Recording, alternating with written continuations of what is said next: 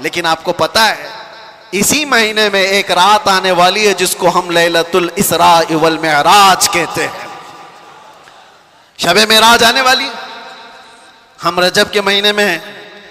اس مہینے کی ایک رات 26ویں رجب اور 27ویں شب کیا ہوا تھا؟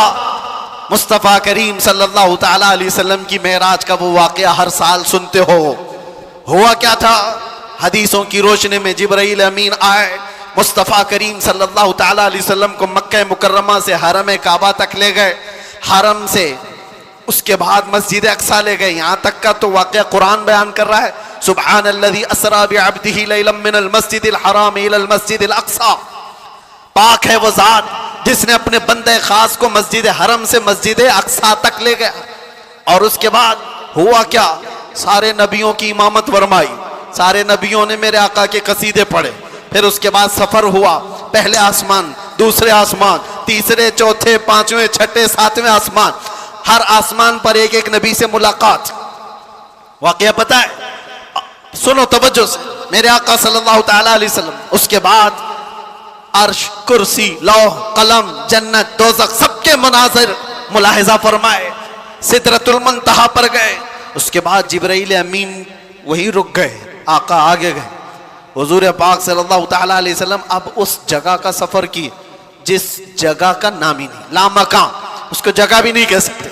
جگہ وہ ہے جو کائنات کے اندر میں, وہ لامکان, مکہ ہی نہیں, اور اس میں سمت بھی نہیں, نہ پورب, نہ پچھم, نہ دکھن, نہ اتر, کچھ نہیں.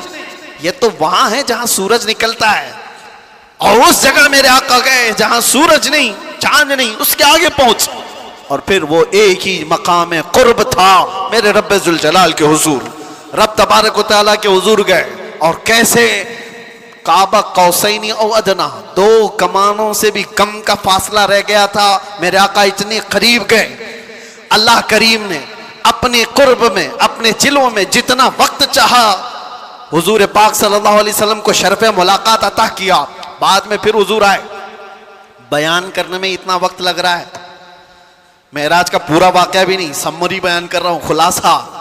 اور حضور رب تعالیٰ کے حضور سے تحفہ بھی لے کر کے آئے, پتہ ہے 50 نمازوں کا. موسیٰ علیہ السلام ملے, کہا 50 آپ کی امت نہیں پڑھ پائے گی, کم کرا لائیں. گئے اللہ کی بارگاہ میں, 5 کم کرائے, پھر آئے, پھر 5 کم کرائے, پھر آئے, پھر 5 کم کرائے. 9 بار بارگاہ رب العزت میں جاتے رہے, آتے رہے. آخر میں 5 رہ گئی, پھر آئے. سوچو یہ بیان کرنے میں اتنا وقت لگ گیا, صرف چھوٹا سا سمری اور خلاصہ. لیکن حقیقت اس واقعے کی یہ ہے, تا عرش گئے پھر آئے محمد. کیسے؟ حضور عرش بھی گئے, واپس بھی آ گئے. لیکن شاعر کہتا ہے زنجیر بھی ہلتی رہی, بستر بھی رہا گرم, تا عرش گئے پھر آئے محمد صلی اللہ علیہ وسلم. جس کمرے میں آپ آرام کر رہے تھے, دروازے کی کڑی, اگر دروازہ کھول کر کے آدمی جائے تو کڑی کتنی دیر تک ہلتی رہے گی؟ روایتوں میں یہ ملتا ہے دروازے کی جو زنجیر ہے, میاں آپ دروازہ بند کر کے گئے تو کڑی ہلتی ہے تھوڑی دیر تک کے لیے. حضور جب معراج کا پورا سفر طے کر کے آئے تھے تو دروازے کی کڑی ابھی ہل رہی تھی, اور بستر پر آدمی سو کر کے اٹھے تو وہ بستر کتنی دیر تک گرم رہے گا؟ Minute, 1.5 minute. لیکن حضور جب معراج سے واپس آئے تو بستر ابھی بھی گرم تھا.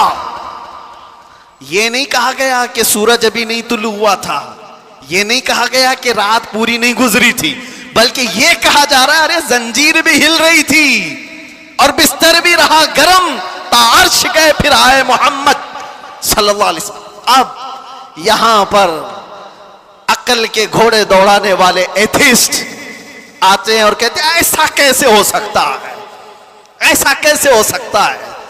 ان کا جواب ہم پھر کبھی دیں گے. یہ ہماری پاک محفل ہے, بارگاہ مصطفیٰ کا ذکر ہے, تو ظاہر سی بات ہے یہ عاشقوں کی محفل ہے.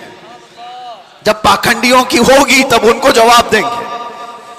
تم سائنس کے وجود پر یقین اور ایمان رکھنے والے لوگ, پہلے تو تم یہ بھی نہیں مانتے تھے کہ بندہ ایک جگہ سے 2000 کلومیٹر کا سفر 1 گھنٹے میں کر سکتا ہے. آپ کہتے ہیں ایسا کیسے ہو سکتا ہے؟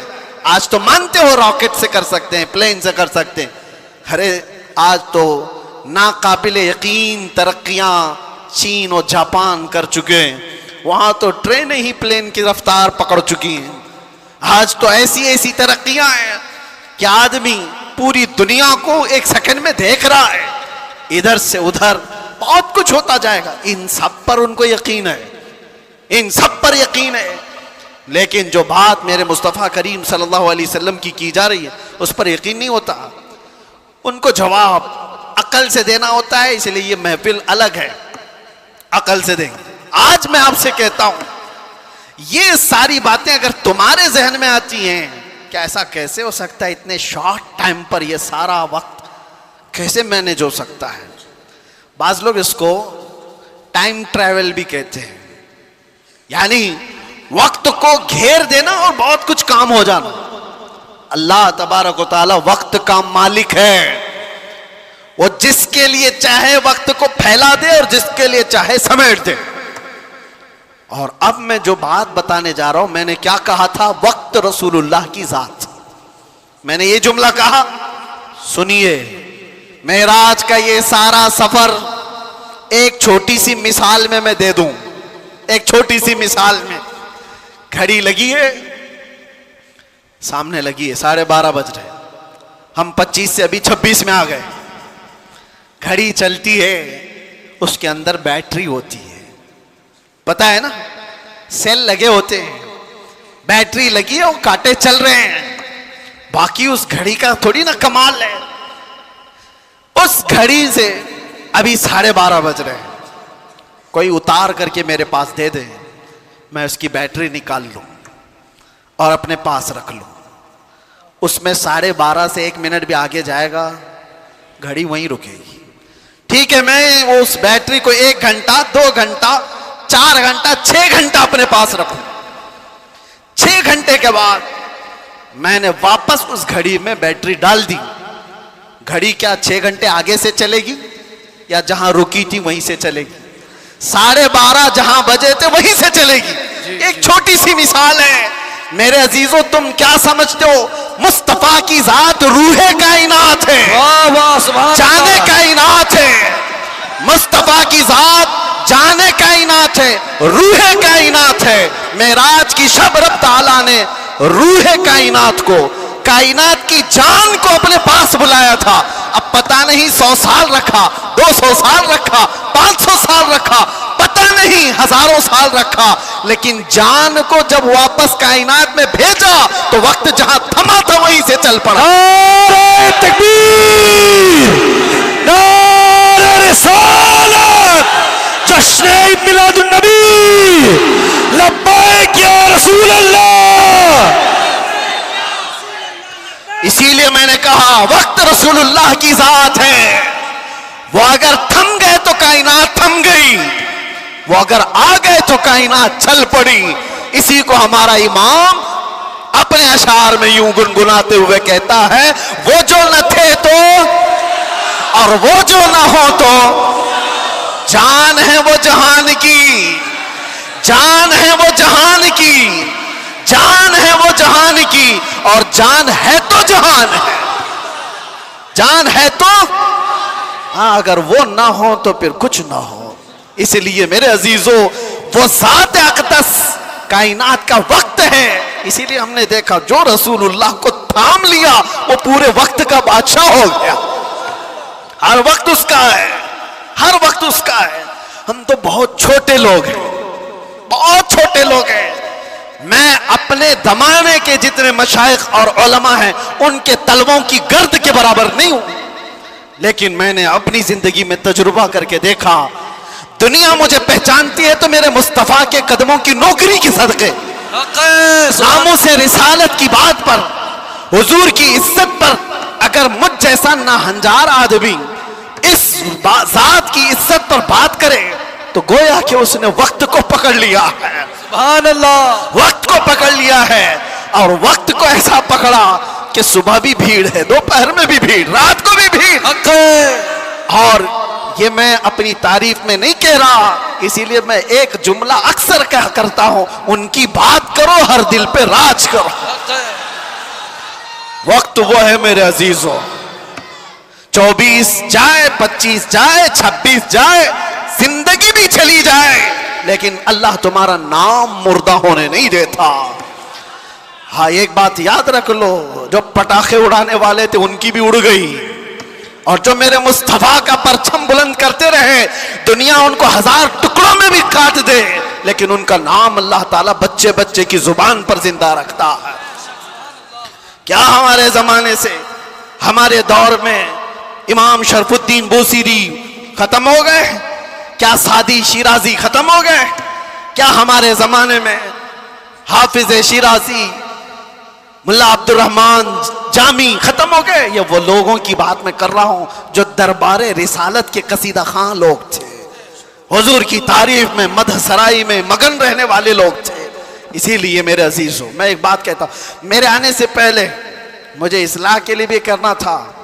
ظاہر سی بات ہے ہمارا پورا جلسہ ریکارڈ ہوگا, کل کو اس کو اپلوڈ کریں گے کہ کلپ کاٹیں گے, لوگ اس پر اعتراضات کی بوچھار اور اس پر اپنا تماشا الگ جو کچھ بھی ہوتا ہے. لیکن وضاحت کے ساتھ کہتا ہوں, ناظم صاحب آپ نے مجھے بلانے سے پہلے بہت سارا وقت برباد کیا اس وجہ سے کہ ہم نہیں ہیں اس محفل کی تعریف کرنے کے لائق. اتنا وقت اگر میرے مصطفیٰ کی تعریف کرتے تو رحمت کے فرشتے اتر رہے ہوتے. سبحان اللہ. بارگاہ مصطفیٰ میں لبیک لبیک لبیک یا رسول اللہ, لبیک لبیک لبیک یا رسول اللہ, لبیک لبیک لبیک یا رسول اللہ, لبیک لبیک لبیک یا رسول اللہ, لبیک یا رسول اللہ. بارگاہ رب العزت میں دعا یہی ہے کہ رب تبارک و تعالی ایرے غیرے نتو کھیرے کے لیے زبان کھلنے سے بچائے. اعلیٰ حضرت کے پاس نان پارا کے رہنے والے صاحب آئے تھے اور یہ کہتے ہوئے کہ ہمارے نان پارا کے جو نواب صاحب ہیں ان کی شان میں جب کوئی شاعر شعر پڑھتا ہے تو خوب نذرانے دیتے ہیں. شاعر لوگوں کا حال یہی ہے, اور قرآن نے ان کو کہا ہے وَالشُّعَرَاءُ يَتَّبِعُهُمُ الْغَاوُونَ, اکثر شاعر تو گمراہی کی وادی میں گر جاتے ہیں, اکثر شاعر. لیکن بارگاہ مصطفیٰ کے شاعروں کی بات نہیں ہے یہ, دنیا کی مدح سرائی. میں اس لیے کہہ رہا ہوں میاں آپ برا نہ سمجھے, بہت سارے ناظم کا مطلب سمجھتے ہو, اناؤنسر جو ہم کو بلانے کے لیے بھی ہوتے ہیں, اس کی ضرورت بھی نہیں محسوس ہوتی, کون نہیں پہچانتا ہم کو, سیدھے آپ میرا نام لے کر پکارتے, ویسے بھی یہ لوگ نعرے لگاتے. نہ ہم کو آسمان پر چڑھانے کی ضرورت اور اس کے بعد پھر گرانے کی ضرورت. دنیا پہچانتی ہے تو وقت مختصر نام لے, ہم تو اپنے القابات کے بھی قائل نہیں ہیں. میں کہہ رہا ہوں اعلیٰ حضرت کے پاس صاحب آئے اور انہوں نے کہا کہ آپ بہت اچھے شاعر ہیں مولانا احمد رضا خان, ایک منقبت یا ایک نظم ہمارے نواب صاحب کے لیے بھی لکھ دیجئے, میں جا کر کے سناؤں گا تو بڑے نذرانے ملیں گے. اعلیٰ حضرت قلم کے بادشاہ, ارے میاں اللہ نے وہ دولت عطا کی تھی, وہ دولت عطا کی تھی. محسن کاکوروی صاحب ایک بڑے شاعر تھے, اعلیٰ حضرت کے پاس وہ ایک قصیدہ لکھ کر کے لائے تھے. کس چیز کا قصیدہ؟ معراج کا قصیدہ, حضور کے معراج کا قصیدہ. اس میں کاشی, گنگا جل سب کا ذکر تھا. انہوں نے استعارہ کے طور پر اشعار لکھے تھے, کاشی سے چلا جانب متھرا, اس طرح کے اشعار.